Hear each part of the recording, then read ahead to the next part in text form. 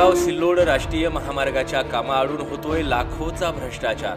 सामाजिक कार्यकर्ते सय्यद अझहर यांची उच्च न्यायालयात जनहित याचिका दाखल।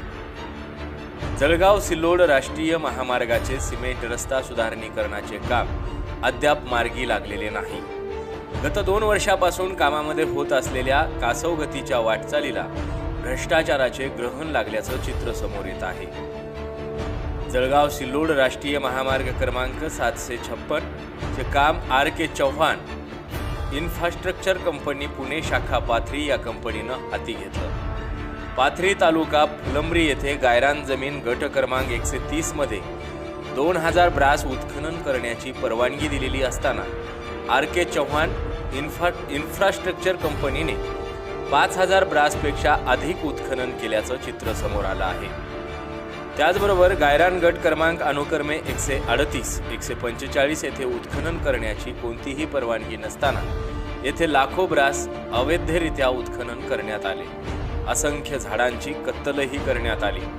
सदर ही गौण खनिज चोरीची बाब अझहर सय्यद या सामाजिक कार्यकर्त्यांनी औरंगाबाद जिल्हाधिकारी, विभागीय आयुक्त, उपविभागीय अधिकारी तसेच फुलंब्री पैठण तहसीलदार या अधिकाऱ्यांना लेखी कळवूनही गाडी मात्र प्रतिसाद मिळत नसल्याने अखेर न्यायालयाचा दरवाजा अझहर सय्यद यांनी ठोठावला। अझहर सय्यद या सामाजिक कार्यकर्त्याने औरंगाबाद खंडपीठात अवैध गौण खनिज उत्खनन करणाऱ्या इन्फ्रास्ट्रक्चर कंपनी विरुद्ध तसेच उत्खनन करण्यास साथ देणाऱ्या अधिकाऱ्याविरुद्ध ॲडव्होकेट कानडे अंगदियल यांच्या मार्फत उच्च न्यायालय मुंबई खंडपीठ औरंगाबाद येथे जनहित याचिका क्रमांक PILST 19/970/2020 दाखल केली आहे। आज रोजी पाथरी येथील गट नंबर 138 मध्ये JCB म्हणजे पोकलेन चालू आहे।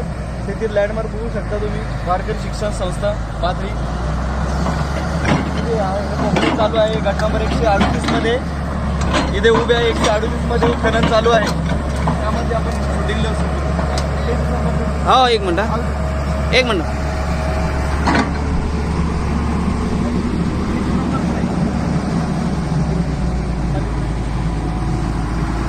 पोकलेन आहे कंपनीचं आणि TC नंबर आहे। TC नंबर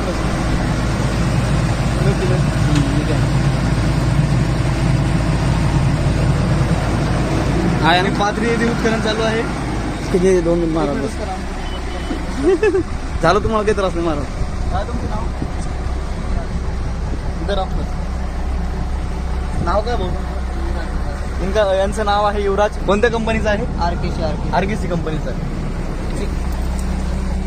हे बघू शकता तुम्ही पाथरी येथील प्रतीक्षा आहे ती आज भ्रष्टाचाराविरुद्ध लढा लढणाऱ्या सामाजिक कार्यकर्त्याला न्यायालयाकडून न्याय मिळण्याची आणि भ्रष्टाचार करू पाहणाऱ्यांना चपराक बसण्याची।